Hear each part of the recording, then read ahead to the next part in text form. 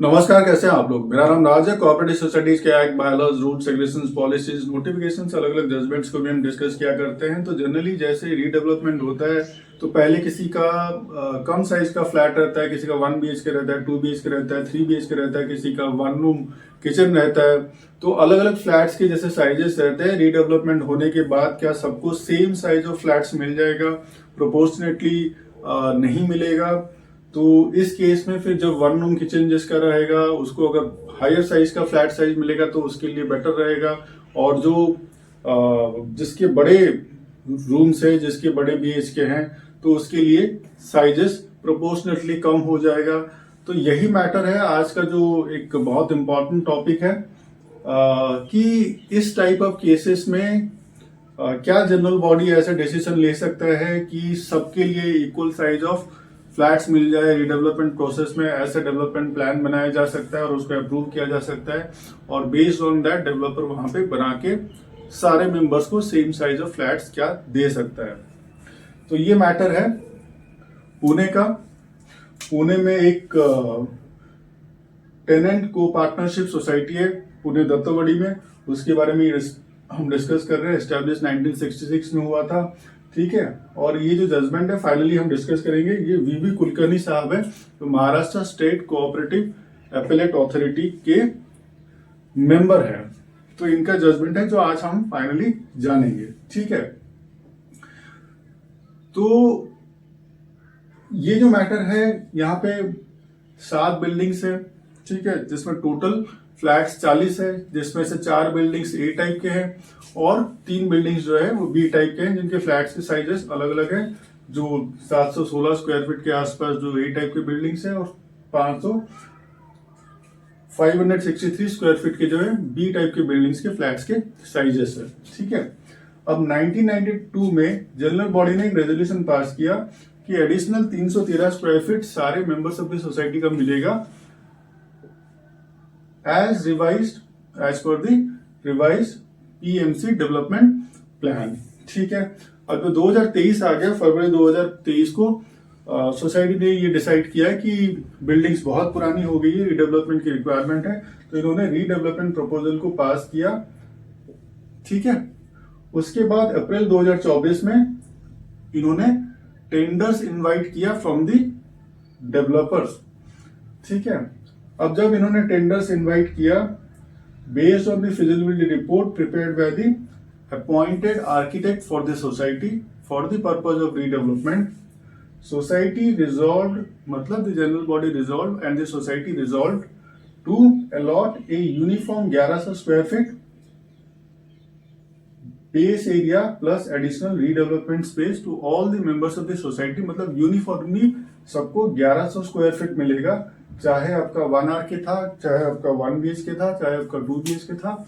मतलब यहाँ पे अलग अलग जो फ्लैट्स की साइजेस है, जैसे यहाँ पे इस केस में 716 स्क्वायर फीट और 563 स्क्वायर फीट, तो दो ये जो फ्लैट्स के साइजेस हैं, तो ये काफी इस पे डिफरेंस है, ऑलमोस्ट लाइक 153.25 स्क्वायर फीट का डिफरेंस है। मगर सबको इक्वल मिलेगा, ऐसा किसने डिसाइड किया? Based on the feasibility report society ने ऐसा डिसाइड किया, रेजोल्यूशन पास कर दिया कि भाई सबको सेम मिलेगा, ठीक है। अब इसमें 7 मेंबर्स जो थे A टाइप के, इन 7 मेंबर्स ने ऑब्जेक्शन लिया। इन्होंने ये बोला कि ये जो आपने बनाया हुआ है फिजिबिलिटी रिपोर्ट के बेस पे, आपने ये रीडेवलपमेंट का जो प्रपोजल बनाया हुआ है, उसके हिसाब से हमारा जो 153.25, आप इसको माइनस कर दीजिए तो ये आ जाएगा 153.25 स्क्वायर फीट। तो हमारा ये 153.25 स्क्वायर फीट ये हमारा लॉस हो रहा है, ये हमारा एंटाइटलमेंट जो है वो कम हो रहा है, और जो स्मॉलर फ्लैट्स हैं उनको फायदा हो रहा है, उनको ज्यादा स्पेस मिल रहा है। तो हम डिसएडवांटेज स्टेज में आ रहे हैं, ठीक है। तो मैटर पहुंच जाता है कोऑपरेटिव कोर्ट के पास में, और कोऑपरेटिव कोर्ट अभी दोनों पक्षों को सुन रही है। तो आर्ग्यूमेंट किनका है? अब जो लार्जर फ्लैट ओनर्स क्या आर्ग्यू कर रहे हैं, जो ये 7 मेंबर्स जिन्होंने केस को कोऑपरेटिव कोर्ट पुणे लेके गए, तो इनका कहना है कि इन्होंने जब ये फ्लैट जो लिया गया था, बुकिंग हुआ था इनिशियली 1966 की जब बात हो रही है, ठीक है, तो इन्होंने ज्यादा पैसा दिया था कंपेयर टू जिनके फ्लैट के साइजेस कम है, ठीक है, मतलब बी टाइप ए टाइप वालों ने बी टाइप से ज्यादा पैसा दिया हुआ था। And this has distinct ownership rights भी उनके ज्यादा ही है, इनका कहना है।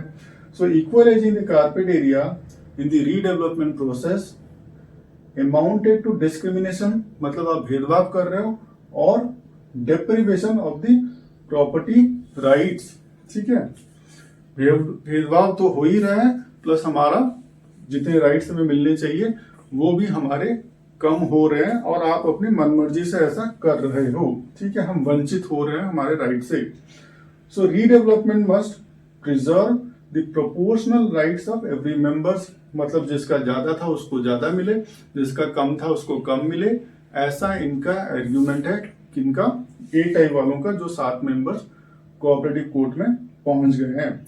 So the difference of 153.25 square feet can not be ignored. ये कोई छोटा एरिया नहीं है जिसको आप इग्नोर कर सकते हो, तो इसको आपको कंसिडर करना पड़ेगा, और प्रोपोर्शनेटली इतना स्पेस हमें जोड़ के आपको देना ही पड़ेगा, ठीक है। अब सोसाइटी के आर्गुमेंट क्या है? सोसाइटी बोल रही है लैंड जो है ये बिलोंग्स टू दी सोसाइटी, ये किसी इंडिविजुअल ओनर की प्रॉपर्टी नहीं है, ये कॉमन सोसाइटी के सारे मेंबर्स की ये प्रॉपर्टी है। उसको छोड़ के majority decision of the general body approving equal area model binding all the members including the minority members. एक बार जनरल बॉडी ने अगर डिसीजन ले लिया, चाहे आपकी मेजोरिटी है माइनॉरिटी है, माइनॉरिटी अगर एग्री नहीं कर रहा है तो भी आपको ये मानना पड़ेगा as per the cooperative principles and law के हिसाब से। So resolution passed by overwhelming majority, thumping majority से इस टाइप की रेजोल्यूशन पास की गई है, तो इसमें ऑब्जेक्शन नहीं होना चाहिए। एंड ये टेक्निकल एक्सपर्ट्स को कंसल्ट करने के बाद की गई है, ठीक है। So the minority must accept the collective decision that has been made by the general body as per the cooperative law. तो इनको मानना ही चाहिए, इनको ऑब्जेक्शन नहीं लेना चाहिए। ये किसका आर्ग्यूमेंट है? सोसाइटी का आर्ग्यूमेंट है। और हमने देख लिया जो 7 मेंबर्स जो कोऑपरेटिव कोर्ट में मैटर लेके गए उनका आर्ग्यूमेंट क्या था। फिर क्या हुआ? फिर पुणे कोऑपरेटिव कोर्ट ने डिसमिस कर दिया इनका प्ली, जो ये 7 मेंबर्स लेके गए थे इनको रिजेक्ट कर दिया पिटिशनर प्ली को, ठीक है। अब मैटर पहुंचता है Maharashtra state cooperative appellate court के पास में, ठीक है। ये जाते हैं वहां पे फर्दर ऑब्जेक्शन लेके और इनकी डिसीजन के अगेंस्ट में, इनके ऑर्डर के अगेंस्ट में, कि हमें प्रोपोर्शनेटली ज्यादा एरिया चाहिए, क्योंकि इनिशियली हमारा ज्यादा एरिया था जिसके लिए हमने ज्यादा पैसा भी भरा हुआ था, तो हमारी एंटाइटलमेंट भी और प्रॉपर्टी के राइट्स भी ज्यादा ही है, ठीक है। अब Maharashtra state cooperative appellate authority क्या डायरेक्ट करती है? To society to submit an affidavit stating that larger flat owners will be allotted additional 153.25 square feet to match their existing proportional entitlement। तो कोऑपरेटिव अपीलेट कोर्ट ये मानती है कि जो ए type के ओनर्स थे फ्लैट के, उनका जो एरिया है वो ज्यादा है, वो 153.25 स्क्वायर फीट ज्यादा है, तो उनको उनकी एंटाइटलमेंट प्रोपोर्शनेटली रीडेवलपमेंट में भी मिल जानी चाहिए। ऐसा एफिडेविट लिख के कौन दे दे? ये सोसाइटी दे दे, ठीक है। दीज मेंबर्स शैल पे, और मार्केट वैल्यू के हिसाब से उनको जो भी एडिशनल एरिया जो मिल रहा है उतना पैसा वो जमा कर दे, ठीक है। तो सोसाइटी और the general body can not take decision that deprives, जो वंचित करें any member of their legitimate rights in the property। जो आपका हक है, जो आपका अधिकार है प्रॉपर्टी राइट्स के अंदर, प्रोपोर्शनेटली जनरल बॉडी अगर ऐसा उटपटांग डिसीजन पास भी कर दे, रेजोल्यूशन पास भी कर दे, तो भी वो मान्य नहीं होगा, तो भी वो वैलिड नहीं होगा, लेजिटिमेट नहीं होगा, वो लीगल नहीं होगा, ऐसा कोऑपरेटिव कोर्ट का मानना है। Each member must receive their original area, ठीक है। जितना आपका था ये 700 16.5 और 563.25, जिसका जो एज पर ए टाइप बी टाइप जिसका जो भी था उतना तो उसको मिल ही जाना चाहिए, plus additional area sanction by the development plan. Redevelopment आप कर रहे हो उसके हिसाब से जो भी आपका एफएसआई के हिसाब से जो आपको एक्स्ट्रा एडिशनल मिल जाना चाहिए वो, and proportionate increase from the redevelopment, ये तीनों को मिला के आपकी एंटाइटलमेंट बन जाती है, तो वो आपको मिलना ही है। तो उसमें जनरल बॉडी अपने रेजोल्यूशंस पास करके सबको सेम सेम मिलेगा, इक्वल मिलेगा, इरेस्पेक्टिव ऑफ किसका कितना भी फ्लैट का साइज है। ये सोसाइटी जहां पे हम डिस्कस कर रहे हैं यहाँ पे 2 ही फ्लैट के साइजेस हैं। कई और सोसाइटी जहाँ पे अगर जैसे 1 room kitchen 1 BHK 2 BHK 3 BHK भी रहता है, तो वो तो ऐसा हो जाएगा कि फिर जो 3 BHK वाले हैं उसका लॉस हो रहा है और 1 RK वाले को ज्यादा मिल रहा है ना। तो ये डिस्क्रिपेंसी हो जाएगा, ठीक है। तो ये जजमेंट से फाइनली कोर्ट ने क्या किया कि भाई आप एक काम कर लो, सोसाइटी का एफिडेविट सबमिट कर लो, और ये इनसे अगर आपको लगता है तो एडिशनल पैसे ले लो, 153.25 स्क्वायर फीट जो आप इनको एक्स्ट्रा दोगे तो मार्केट वैल्यू के हिसाब से सब पैसे भी ले लो, एफिडेविट भी ले लो, ये कहते हुए कि एफिडेविट सबमिट कर दो, ये कहते हुए कि इतना इनको एग्जिस्टिंग प्रोपोर्शनल एंटाइटलमेंट के हिसाब से आप उनको एडिशनली दोगे, ठीक है। जो भी डेवलपर कर रहा है उतना करके उसे देना पड़ेगा, ठीक है। और इस जजमेंट से हमें क्या पता चलता है कि society can not act against the proprietary rights of its members.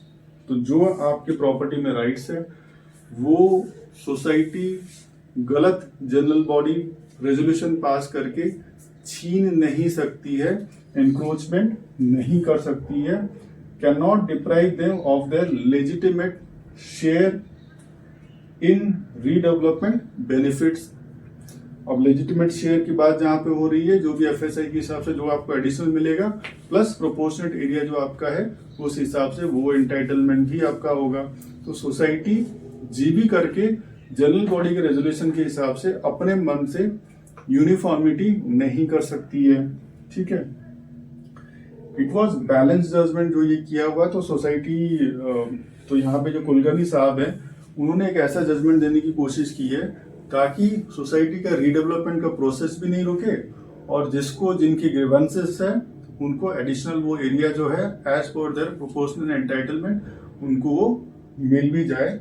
तो ये ऑल टुगेदर एक ठीक जजमेंट था, और उसके हिसाब से अगर फिर तकलीफ होगी सोसाइटी को तो society can further go to honourable high court.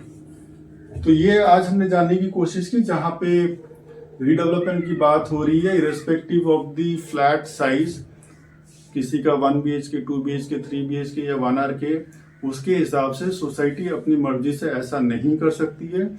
इस सब के लिए कॉमन एरिया रीडेवलपमेंट प्रोसेस में अलॉट कर ले या उनके लिए ऐसा रेजोल्यूशन पास कर ले और डेवलपर उस हिसाब से काम करे, तो ऐसी चीज कोर्ट में जाके खारिज भी हो सकती है, स्क्रैप हो सकती है।